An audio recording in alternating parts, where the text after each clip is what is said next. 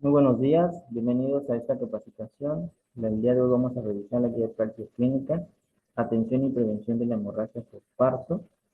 Les recordamos que se tienen que dar de alta en el sistema estatal de capacitaciones para hacer su evaluación pre y post y así acceder a su constancia. Damos lugar al ponente. Bueno, el tema del día de hoy es atención y prevención de la hemorragia postparto.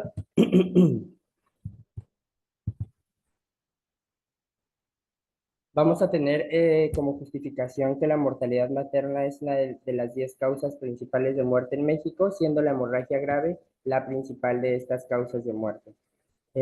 También se ha demostrado que identificar los factores de riesgo y actuar de forma oportuna, pues disminuye la cantidad y la estadística de esta enfermedad. La proporción de madres que mueren en México dependen de que se dispense rápidamente y se disponga rápidamente de la atención y los recursos necesarios para brindarles atención de forma oportuna a las pacientes.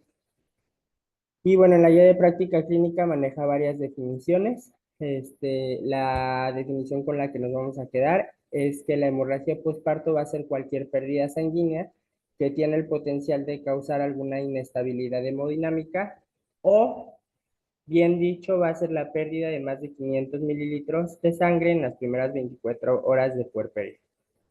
Y bueno, las pérdidas de sangre van a ser permisibles y van a variar según las características de cada paciente. Sin embargo, para términos prácticos, vamos a tener 500 mililitros, arriba de 500 mililitros, hemorragia obstétrica, arriba de 1000 mililitros en parto, hemorragia obstétrica severa, y arriba de 2500 mililitros, hemorragia obstétrica masiva. Y bueno, algunos de los factores de riesgo van a ser de riesgo medio, el antecedente de cesárea o cirugía uterina, las poligestas de más de 4 gestas, el uso prolongado de oxitocina, el embarazo múltiple, coriamnoitis y episiotomía. Y bueno, los factores de riesgo de alto riesgo puede ser el acretismo placentario, defectos en la coagulación, como hemofilia, etcétera, hemorragia posparto previa, retención placentaria, perdón, y tercer estadio del parto prolongado. Y bueno, vamos a tener que se manejan 4 situaciones fisiopatológicas asociadas a las hemorragias obstétricas, las cuales vamos a tener que como este, para memorizar, pues van a ser las 4T, que va a ser tono, tejido, trauma y trombina. Y aquí vienen el ejemplo de cada una de las 4, que más adelante pues se las vamos a ir explicando. Y bueno, en el primer flujograma nos maneja que dependiendo de estas 4T, dependiendo de la causa, dependiendo de cuál sea el origen de la hemorragia obstétrica, pues se va a tener un abordaje. Y lo primero que vamos a hacer es identificar cuál es la hemorragia, la causa de la hemorragia posparto. En el caso de que fuera atonía uterina, nuestra prioridad va a ser seguir el algoritmo general para el tratamiento de la hemorragia posparto. En el caso de algún trauma, como laceración, hematomas o ruptura uterina, el abordaje va a ser la reparación de las laceraciones, drenaje o hematoma, así como la histerorrafia, dependiendo sea el caso del trauma. Y en el caso de la retención de restos placentarios, pues la revisión manual de la cavidad uterina. Y bueno, en el caso de alguna coagulopatía, vamos a tener el tratamiento específico para la enfermedad. Y bueno, nos menciona como promoción a la salud que la disminución del hematocrito durante la gestación o la anemia fisiológica del embarazo presentan, bueno, una relación con la probabilidad de presentar hemorragia postparto, por lo cual la anemia previa al embarazo debe recibir tratamiento de suplementos de hierro de 1,8 a 2,5 miligramos de hierro.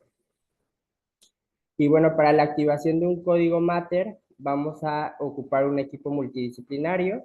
El protocolo debe incluir medicamentos uterotónicos, equipo quirúrgico, intervención endovascular, medicamentos procoagulantes disponibles y el equipo de respuesta inmediata obstétrica, un checklist por parte del equipo de enfermería para checar cuáles son los recursos disponibles. Y bueno, lo más importante de la activación de un código Mater, un código aéreo, es la disminución del tiempo entre el evento hemorrágico y la identificación de la causa.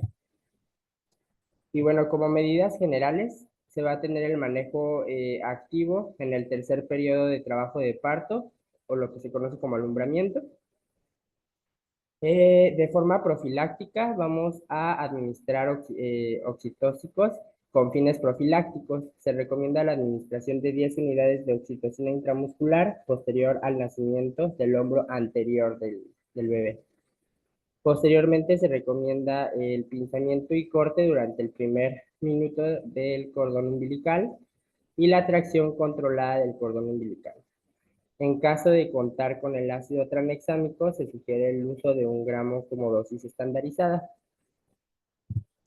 Y bueno, como tal, el manejo profiláctico de los uterotónicos que vamos a tener es en orden prioritario del más ocupado al menos ocupado. En este caso, la oxitocina es el medicamento de primera elección como uterotónico. Se van a administrar 10 unidades intramusculares o intravenosos al nacer el hombro anterior.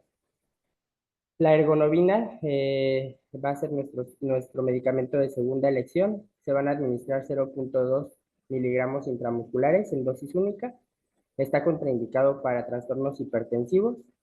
La sintometrina, que es la combinación de oxitocina con ergonovina, de 10 unidades de oxitocina más 0.5 de ergonovina en dosis única, ha demostrado buenos resultados en combinación.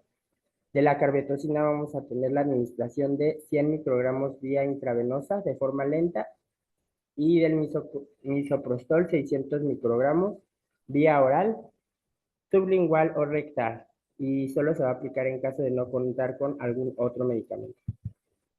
Y ya como tal de manejo terapéutico, vamos a tener que la oxitocina se van a aplicar 5 unidades vía intravenosa lenta, posteriormente esperar 5 minutos para aplicar una segunda dosis de 40 unidades en 500 mililitros de solución isotónica a 125 mililitros por hora, siendo la dosis máxima 100 unidades.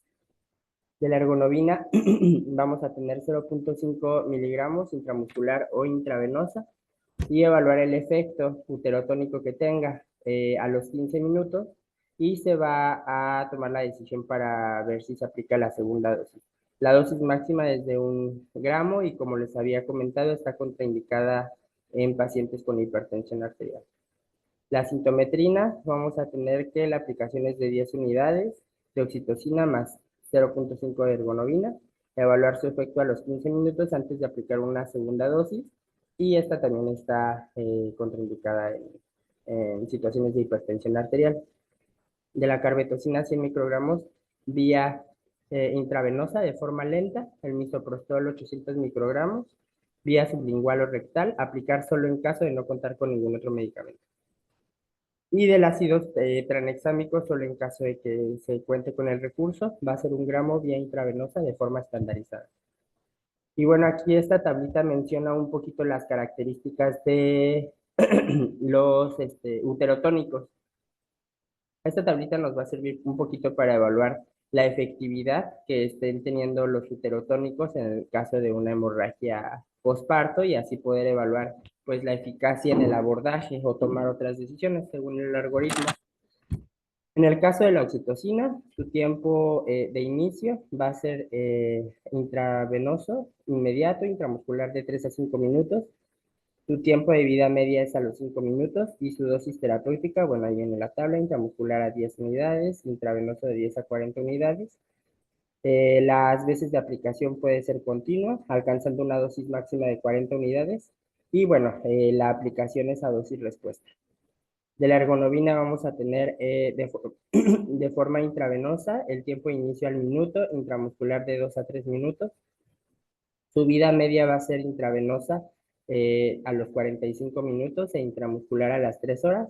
Su dosis terapéutica, como ya antes se había mencionado, es de 0.2 miligramos y las veces de aplicación también va a ser a dosis respuesta.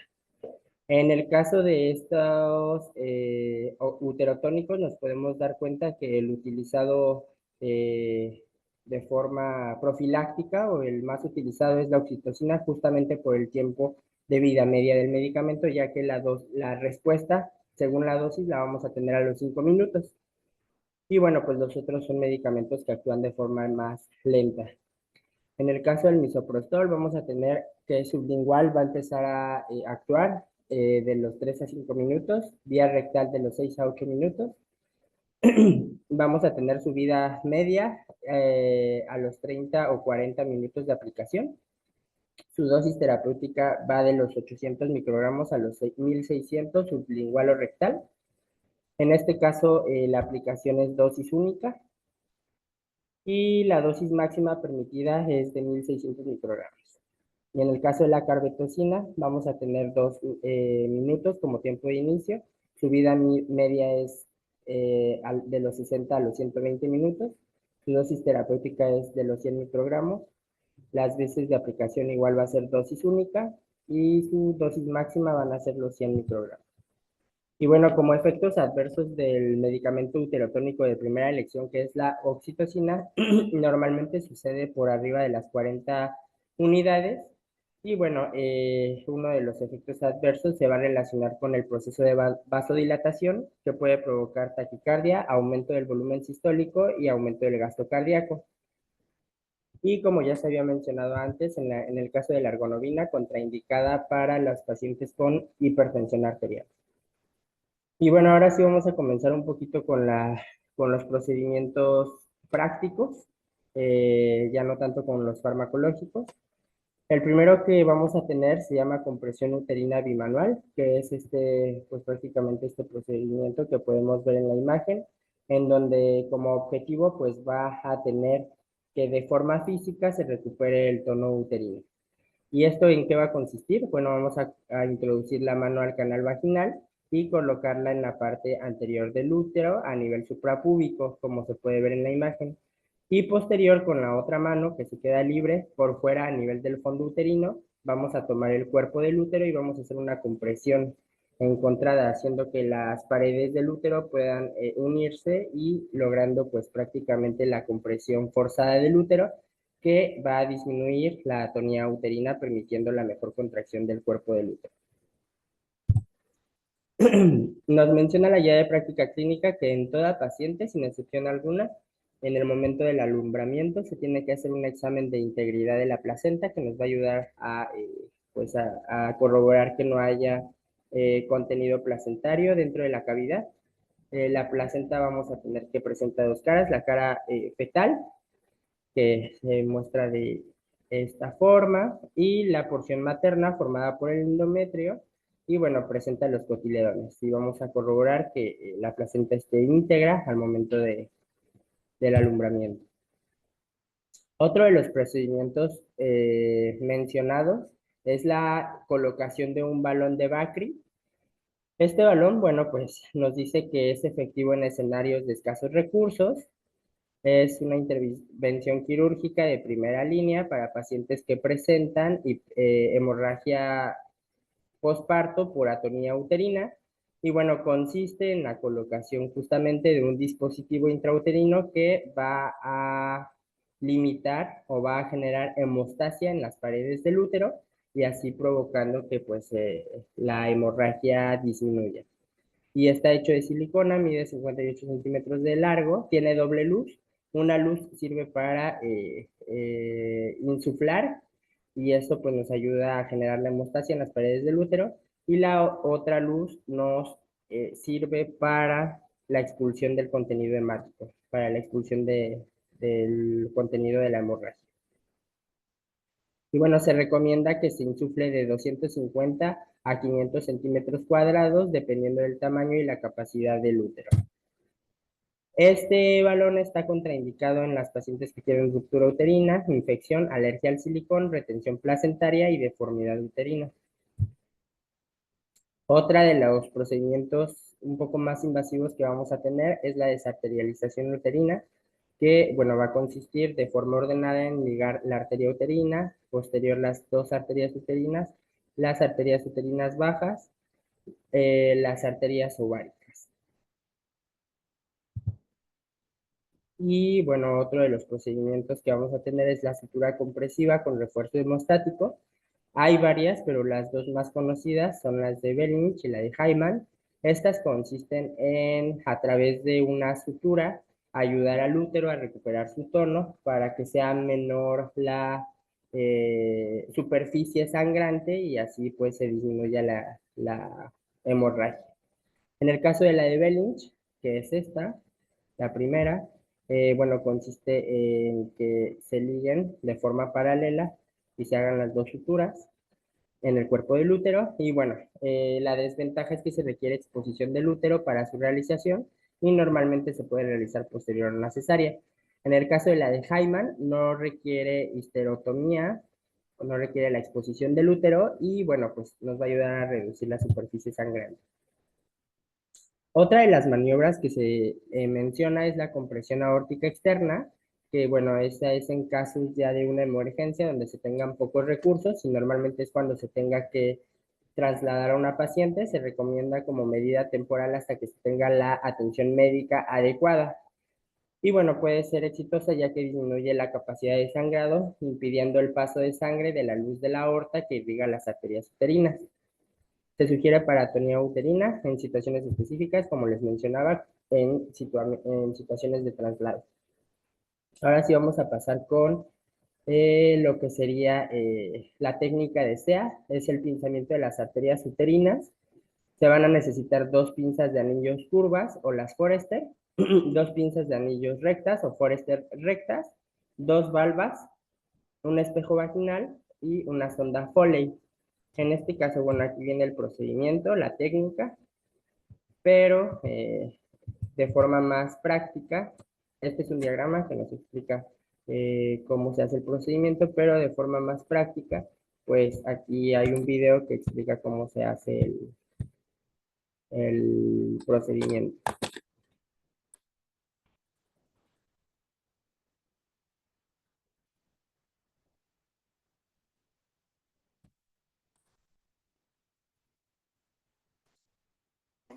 Después de un parto que presenta una hemorragia, le ponemos oxitocina y no responde.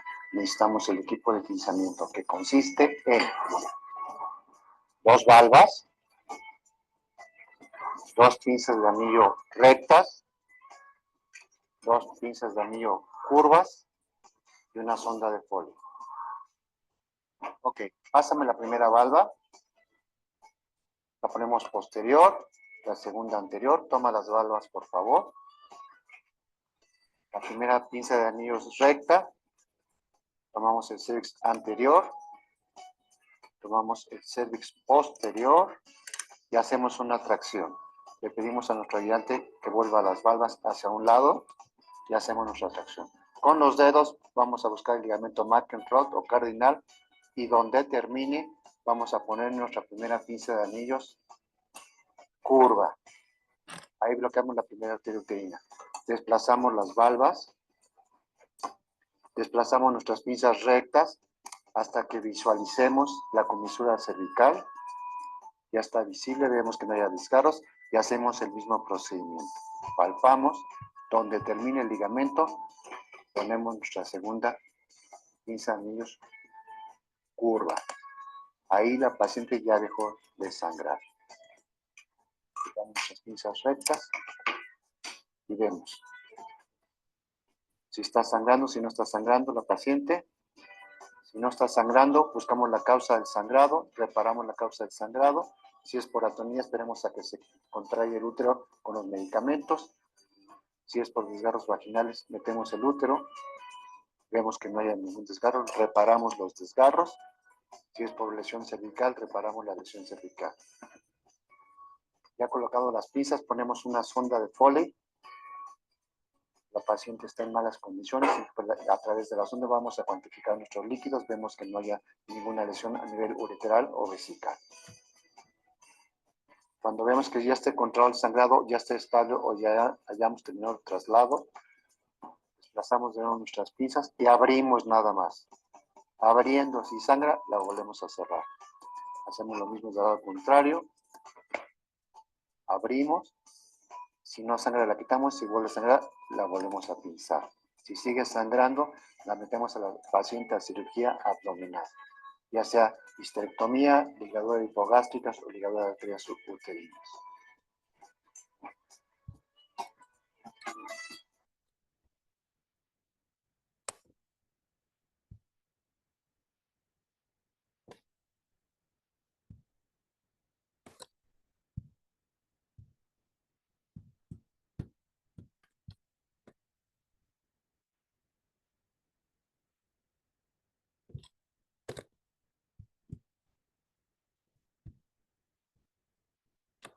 Y bueno, ahí fue prácticamente el video que representa de forma práctica cómo se hace este procedimiento de SEA. Y bueno, nos va a facilitar la prevención de la complicación de la hemorragia posparto en situaciones donde se tenga con pocos recursos o en situaciones de urgencia obstétrica. Y bueno, vamos a tener más dispositivos que nos pueden ayudar al control de estas complicaciones. Uno de los que vamos a tener es el pantalón antichoque, que es un dispositivo, como se puede ver en la imagen, es un traje, está hecho de neopreno, tiene 6 segmentos que se cierran alrededor de los tobillos, las pantorrillas, los muslos, la pelvis y el abdomen. Y bueno, va a tener como función la hemostasia corporal para disminuir la hemorragia. El segmento abdominal se incorpora una pequeña esfera de espuma que aplica presión sobre el útero para disminuir el sangrado, que prácticamente pues, es lo que hemos estado viendo de la fuerza física sobre el útero para disminuir la cantidad de sangrado. Bueno, otras causas del sangrado, como se mencionaba al principio de las 4 T's, pueden ser los eventos traumáticos y uno de ellos pueden ser pues, los desgarros del canal vaginal, la episiotomía, etc. En el caso de la episorrafia, es la reparación de la incisión quirúrgica del perine que se realiza al final del segundo periodo del parto y bueno, se realiza una vez completando el alumbramiento y una vez verificada la estabilidad hemodinámica de la paciente. Para la episorragia, vamos a tener que se realiza completando el alumbramiento y que es verificada la estabilidad hemodinámica. Se debe de tener presente siempre que al realizar una buena episorragia, eh, eh, es posterior a la realización de una buena episiotomía. Se recomienda la introducción de gasas o materiales en la vagina para producir hemostasia. Se prefieren las suturas de Catul o Bricril y bueno, previo a su inicio debe verificarse nuevamente el bloqueo anestésico infiltrándose lidocaína para, si fuera necesario, cumplir los criterios de asepsia y antisepsia recomendados. Y bueno, aquí está la técnica de la episorragia. Se inicia por 1 centímetro detrás del vértice en el punto de anclaje. Se tiene que continuar con sutura anclada y continua hasta las carúnculas imeales. Bueno, vamos a tener que en cuenta incluir en las puntadas iniciales a la submucosa y a la porción comprometida del músculo transverso profundo. Al llegar a las carúnculas himeniales, se va a continuar suturando en sentido medial, se va a pasar por debajo de ellas hacia adelante, fijándola con una puntada de la mucosa a mucosa por delante de ellas, como se muestra en la imagen. Y bueno, desde este punto hasta la horquilla vulvar posterior se lleva con una sutura continua sin cruzar y se anuda al final. Se repara entonces la cuña perineal, iniciando en el tendón conjunto del punto de continuación del músculo bulbocavernoso. Con sutura continua sin cruzar, se baja hasta el vértice perineal inferior. Posteriormente, sin interrumpir, se pasa a la piel y en forma ascendente se afronta la piel y el tejido celular subcutáneo, finalizando a nivel de la fosa navicular, donde se anuda para finalizar. Se sutura la piel con puntos simples y separados. Y bueno, vamos a tener que el algoritmo menciona, según diferentes criterios, las medidas de acción y de abordaje que se van a tener. Y uno de los más importantes, si no es que el más importante para la toma de decisiones, va a ser el índice de choque. ¿Qué es el índice de choque? Bueno, el índice de choque va a ser el resultado de dividir la frecuencia cardíaca entre la presión sistólica de la paciente. Y esto nos va a dar un número que va a ser pronóstico y predictivo y nos va a ayudar a tomar decisiones.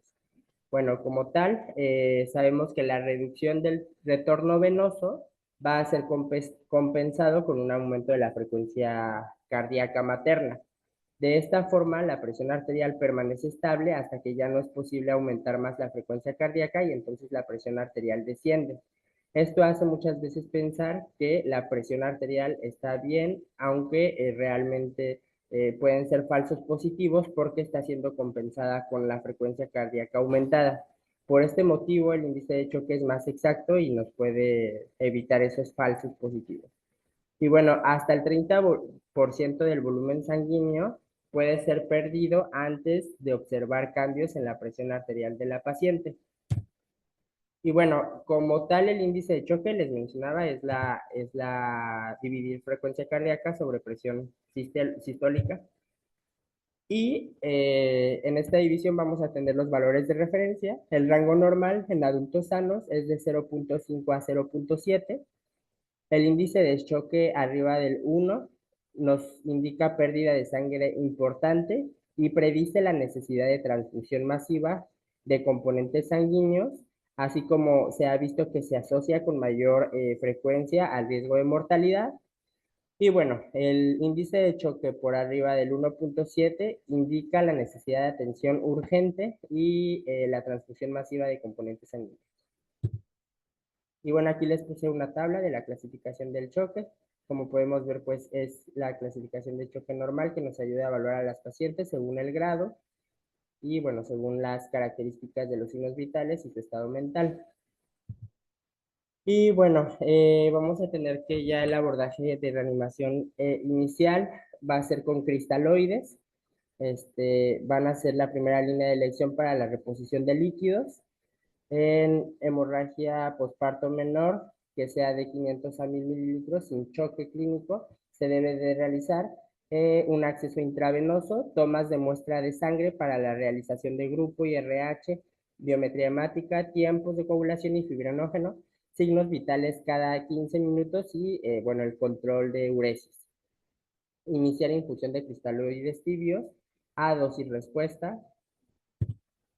Y bueno, para las pérdidas mayores a 1000 mililitros, se tiene que evaluar ya la vía aérea.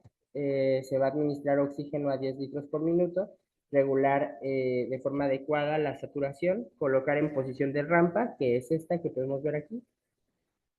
Iniciar infusión con cristaloides tibios a dosis respuesta o a 30 mililitros por kilo. Y transfundir hemoderivados si están indicados. Ahí ya eso debe ser una evaluación ya más específica si se cumple con la necesidad de la transfusión de hemoderivados. Y bueno, los pasos a seguir generales va a ser primero el rescate con líquidos, infusión de bolos cristaloides o hemoderivados a velocidades altas de infusión, checar el lactato y la presión arterial. La optimización, que va a ser la valoración general del paciente, optimización de la función cardíaca. Posteriormente a la optimización vamos a tener la estabilización, que consiste en el abordaje de todos los líquidos que anteriormente fueron mencionados, y los requerimientos básicos, si existe un choque compensado. Y por último, desaceleración, acercarse de manera detallada al equilibrio hídrico.